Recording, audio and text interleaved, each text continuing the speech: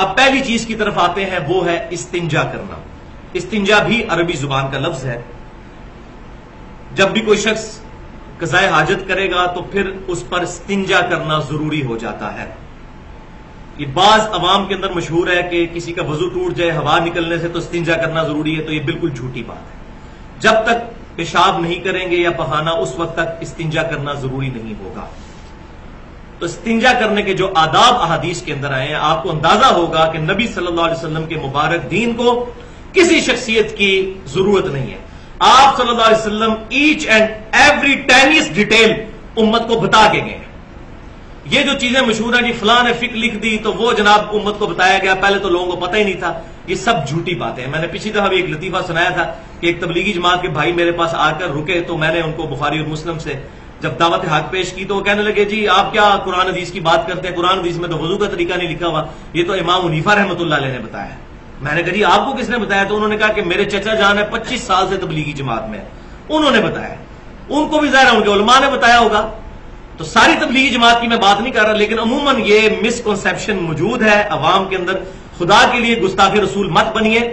محمد فرق بین الناس، صحیح بخاری کی حدیث ہے، محمد صلی اللہ علیہ وسلم حق اور باطل کے درمیان فرق ہے۔ آپ صلی اللہ علیہ وسلم کا مبارک دامن جو تھامے گا وہ صحیح معنوں میں مسلم ہوگا، ادروائز وہ اپنے اسلام پر شک کرے۔ کسی کو یہ وہم آیا کہ نبی صلی اللہ علیہ وسلم کوئی ادھورا دین دے کر گئے تھے جس کو بعد میں کسی شخصیت نے مکمل کیا، ایسے شخص کو اپنے اسلام کے اوپر خود ہی تفکر کر لینا چاہیے۔ ہمیں کسی پر تکفیر کرنے کی ضرورت نہیں، فتویٰ کفر کا لگانے کی ضرورت نہیں۔ تو صحیح بخاری اور مسلم کی متفق علیہ حدیث ہے کہ امام کائنات صلی اللہ علیہ وسلم نے فرمایا کہ جب بھی کوئی شخص استنجا کرنے کے لیے ٹوائلٹ میں جائے یا کسی اور جگہ پر، پردے والی جگہ پر، وہ حدیث میں ڈیٹیل سے ہے کہ پردے والی جگہ پہ جانا ہے، تو دعا مانگے پہلے ہی وہاں داخل ہونے سے پہلے، اللہم انی اعوذ بک من الخبث والخبائث۔ عربی میں نہ آتی ہو اردو میں مانگ لیں کہ اے اللہ شریر جنوں سے اور شریر جننیوں سے میں تیری پناہ میں آتا ہوں، کیونکہ سنن نسائی میں پھر ڈیٹیل اس حدیث کے ساتھ الفاظ ہیں آپ صلی اللہ علیہ وسلم کے کہ ان جگہوں پر شریر جنات جو ہیں وہ موجود ہوتے ہیں، اور اکثر اوقات آپ سنتے ہیں کہ لوگوں پر جن بھی چڑھ جاتے ہیں، یہ بالکل حق ہے کہ ایسا ہو جاتا ہے۔ ہمیشہ نہیں ایسا ہوتا، بعض اوقات وہ فراڈ بھی ہوتا ہے، لیکن ایسے ہو بھی جاتا ہے، اس کی وجہ یہی ہوتی ہے کسی ایسی جگہ پر پیشاب کر دیجیے تو پہلے جو ہے یہ دعا مانگ لی جائے۔ دوسری حدیث صحیح بخاری اور مسلم کے متفق علیہ حدیث ہے کہ آپ صلی اللہ علیہ وسلم نے فرمایا کہ جب بھی کوئی شخص پیشاب کرنے کے لیے بیٹھے تو نہ قبلے کی طرف رخ کرے اور نہ پشت۔ تیسری حدیث صحیح بخاری اور مسلم کی متفق علیہ حدیث کہ آپ صلی اللہ علیہ وسلم نے فرمایا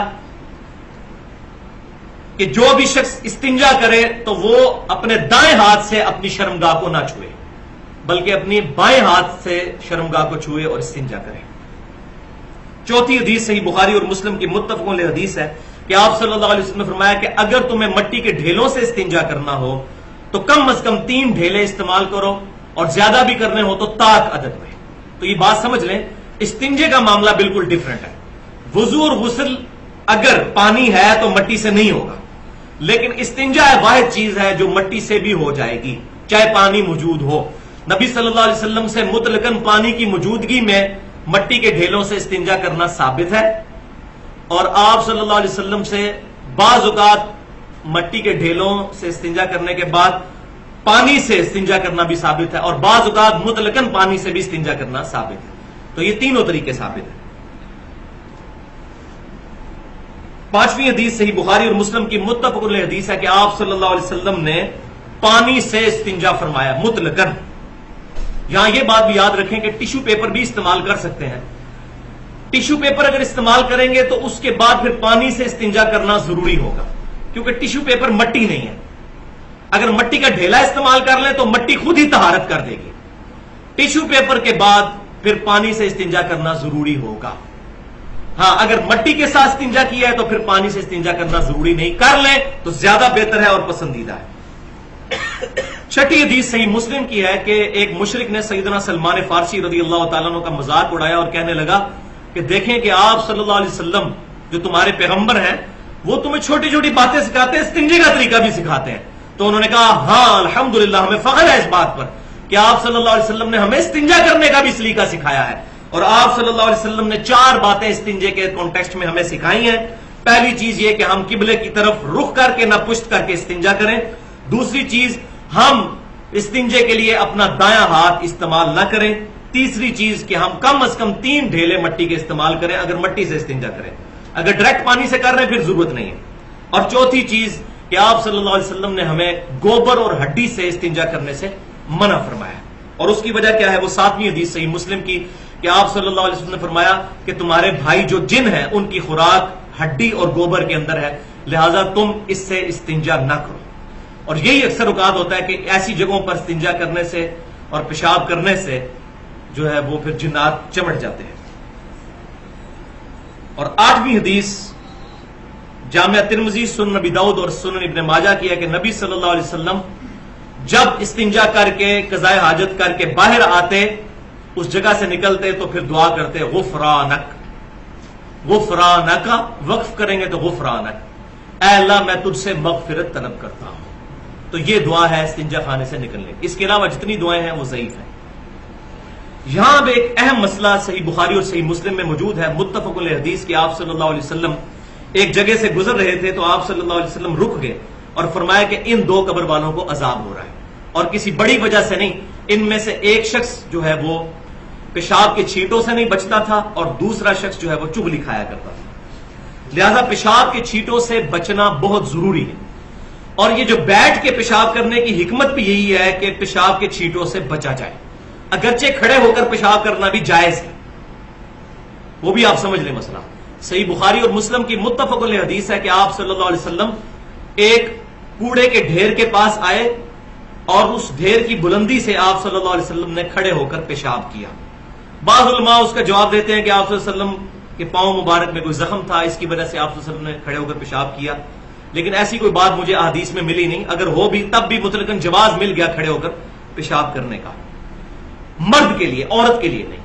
اور اس میں ہے کہ اونچی جگہ پر، اس کی حکمت یہ ہے کہ اونچی جگہ سے جب مرد پیشاب کرے گا تو چھینٹے اس پر نہیں پڑیں گے، یہ حکمت ہے.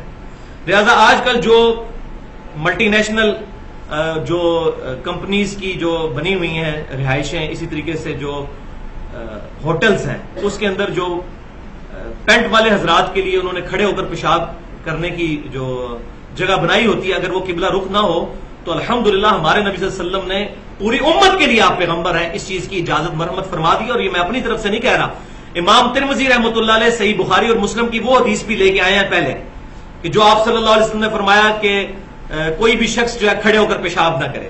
اس کے بعد اگلی ایک اور حدیث لے کے آئے جامعہ ترمذی میں، اور اس پر باب باندھا ہے کہ وہ حدیث منسوخ ہے کہ جس میں آپ صلی اللہ علیہ وسلم نے کھڑے ہو کر پیشاب کرنے سے منع کیا تھا، کیونکہ آپ نے خود کھڑے ہو کر پیشاب کیا. اور امام ترمذی رحمۃ اللہ علیہ نے اس پر باب باندھ دیا ہے الحمدللہ کہ کھڑے ہو کر پیشاب کرنے کا جواز یہ موجود ہے. اصل مسئلہ یہ ہے کہ چھینٹیں نہیں پڑنی چاہیے. بیٹھ کے بھی اگر آپ کسی ایسی جگہ پہ پیشاب کر رہے ہیں کہ چھینٹیں اڑ کے اوپر پڑ رہے ہیں تو پھر بیٹھ کے کرنا بھی منع ہو جائے گا وہاں پر. تو یہ بات اصولی بات، اس کی تھیم سمجھ لیں. استنجے کے کانٹیکسٹ میں آخری اہم ترین مسئلہ، یہ بہت ضروری مسئلہ ہے. بڑی معذرت کے ساتھ ہمارے مسلمانوں کی اکثریت کو، کیا دیندار کیا بے دین، استنجا کرنے کا صحیح طریقہ ہی نہیں آتا. اور اکثر مجھے بھی فون کالز آ رہی ہوتی ہیں، لوگ آ کے مل رہے ہوتے ہیں، جناب جی ہمیں تو قطروں کی بیماری ہے، کوئی ہمیں اور الٹرنیٹو کوئی آسانی بتا دیں. تو بھائیو، قطروں کی کوئی بیماری نہیں ہوتی، اصل میں استنجا کرنے کا طریقہ ہی نہیں آتا ہوتا. استنجا بڑی تسلی سے کرنا ہوتا ہے تاکہ پیشاب کی نالی میں اگر آخری قطرہ بھی ہے تو وہ نکل جائے.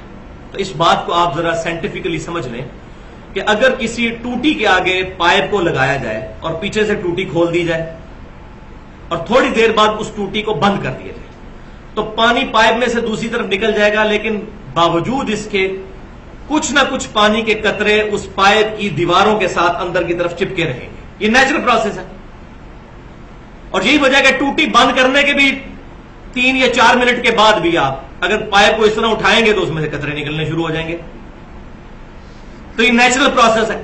اس کو اگر کوئی شخص کہے کہ یہ ٹوٹی لیک کر گئی ہے تو اس کی بیوقوفی ہے. بات سمجھ آ گئی؟ جب قطروں کی مجھے بیماری ہے تو ٹوٹی لیک ہے، تو یہ بیماری نہیں ہے بلکہ وہ نیچرل پروسیس ہے. اسی طریقے سے جو پیشاب کی نالی ہے اس میں کچھ نہ کچھ پیشاب باقی رہتا ہے پیشاب کرنے کے بعد. اب ادھر تو افراتفری مچی ہوتی ہے لوگوں کو اور لوگ جو ہے وہ فوراً پیشاب کر کے اور پھر بعد میں جو ہے وہ شرمگاہ والی جگہ کے اوپر جو ہے پانی جو ہے وہ چھڑک رہے ہوتے ہیں. وہ صحیح سند سے ثابت ہے جامع ترمذی میں، سنن ابی داؤد میں، رومالی پر پانی چھڑکنا تاکہ شیطان وسوسہ نہ دلائے. لیکن بھائی اگر آپ کو خود پتا چل گیا کہ میرا قطرہ نکل گیا تو آپ اس کا سہارا تو نہیں لے سکتے، اپنے آپ کو دھوکہ تو نہیں دے سکتے. پھر تو آپ کے وہ کپڑے بھی ناپاک اور وضو بھی گیا. تو اس کے لیے یہ ہے کہ ویل بیفور نماز استنجا کر کے اپنے آپ کو تیار کریں. آخری 2-3 منٹوں میں نہیں، پہلے ایک دفعہ استنجا کریں. اس کے بعد جس طرح یہاں ہمارے جو پٹھان بھائی ہیں خیبر پختونخوا والی سائڈ کے اوپر، تو وہ اس کو جس کو ہم پنجابی میں وٹوانی کہتے ہیں وہ کرتے ہیں. وہ کیا کرتے ہیں، پیشاب کرنے کے بعد تھوڑی دیر ٹہلتے رہتے ہیں اور مٹی کا ڈھیلا اپنے ہاتھ میں پکڑ لیتے ہیں اور اس قطرے کے آنے کا انتظار کرتے ہیں جو انڈر گریوٹی آتا ہے، جس طرح پائپ میں سے پانی نکلے گا. اس کے بعد اس کو پوچھ لیتے ہیں اور پھر اس کے بعد کبھی قطرہ نہیں آتا. کروڑوں میں کوئی ہوگا جس کو بیماری ہوگی. یہاں تو ہر بندہ مریض بنا ہوا ہے، جی مجھے قطرے آتے ہیں، مجھے قطرے آتے ہیں. استنجے کا طریقہ نہیں آتا، پوچھتے ہوئے بھی شرماتے ہیں. نہ بتانے والوں کو صحیح پتا ہے، نہ پوچھنے والوں کو صحیح پتا ہے کہ پوچھنا کیسے. تو اس کو ٹیکنیکلی آپ بات کو سمجھ لیں. ایک دفعہ پیشاب کرنے کے بعد باہر نکلیں، تھوڑی سی چہل قدمی کریں، آگے پیچھے چلیں اور تھوڑا سا قطرہ آنے کا انتظار کریں.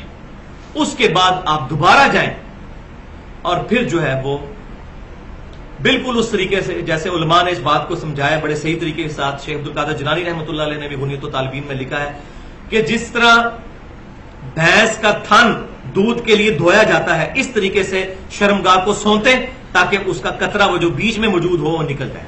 اس کے بعد انشاءاللہ تعالی کبھی قطرہ نہیں آئے گا. تو یہ مسئلہ میں نے ایمانداری کے ساتھ بتا دیا. لہٰذا یہ جو بیماری شماری والا چکر ہے وہ اپنی سستی ہوتی ہے، بیماری شماری کوئی نہیں ہوتی ہے. اس لیے مجھے کوئی آگے بیماری جب پوچھتا ہے تو میں کہتا ہوں بھائی پہلے استنجے کا طریقہ تو بتاؤ. تو یہ بات آپ سمجھ لیں، استنجے کا طریقہ یہ ہے. اب اس کے باوجود یہ تمام چیزیں کرنے کے باوجود کسی شخص کو قطرے آئیں. اچھا وہ قطرے آتے بھی استنجے کے بعد ہیں. اگر آپ کو استنجے کے بعد قطرے آتے ہیں تو آپ نماز سے 1 گھنٹہ پہلے استنجا کر لیں. ضروری ہے نماز کے وقت ہی کرنا ہے، آگے پیچھے نہیں آتے. یہ تو نہیں ہوتا کہ نماز کوئی پڑھ رہا ہے اور استنجا اس نے صبح کا کیا ہوا ہے اور نماز پڑھ رہا ہے تو قطرے نکلتے جا رہے ہیں. ایسے تو کبھی بھی نہیں ہوتا. اس کا تعلق چونکہ استنجے کے ساتھ ہوتا ہے، لہذا ویل بیفور ٹائم اپنے آپ کو تیار کر لیں. لیکن پھر بھی اگر کسی کو ایسی بیماری ہے، لیکن ویسے یہ ہوتی نہیں ہے، میں تھریٹیکلی یہ بتا رہا ہوں اس لیے تاکہ کوئی یہ نہ کہے کہ یہ چیز میں نے ایڈریس نہیں کی ہے، تو اس کے لیے پھر حکم یہ ہوگا کہ وہ شخص ہر نماز کے لیے الگ وضو کرے گا. ایک وضو سے ایک نماز پڑھ لے. اس دوران اگر اس کا قطرہ نکل رہا ہے تو وہ نماز پڑھتا رہے، بعد میں اتنی جگہ کو دھو لے. لیکن وہ ایک وضو ایک نماز کے لیے کافی ہوگا. اس کا ثبوت صحیح بخاری کی حدیث ہے. یہ امام حنیفہ رحمۃ اللہ علیہ نے نہیں فرمایا، میرے امام صلی اللہ علیہ وسلم نے فرمایا ہے. صحیح بخاری میں حدیث ہے. استحاضہ والی عورت کے لیے، استحاضہ والی عورت وہ ہے کہ جس کو حیض کے دنوں کے بعد بھی خون آتا رہتا ہے. تو اس طرح ایک صحابیہ تھی، تو نبی صلی اللہ علیہ وسلم نے فرمایا کہ یہ حیض کا خون نہیں، بس ایک دفعہ غسل کر لیا، اب ہر نماز کے لیے الگ سے وضو کرو اور خون کو دھو لو.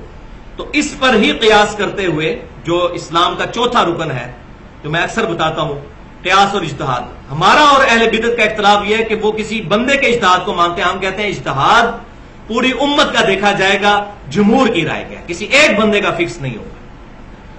تو اس صحابیہ کو نبی صلی اللہ علیہ وسلم نے فرمایا کہ تم ہر نماز کے لیے الگ وضو کرو. تو اس کانٹیکسٹ میں بھی اگر کسی کو ایسا مسئلہ ہوگا تو وہ ہر نماز کے لیے الگ وضو کرے گا.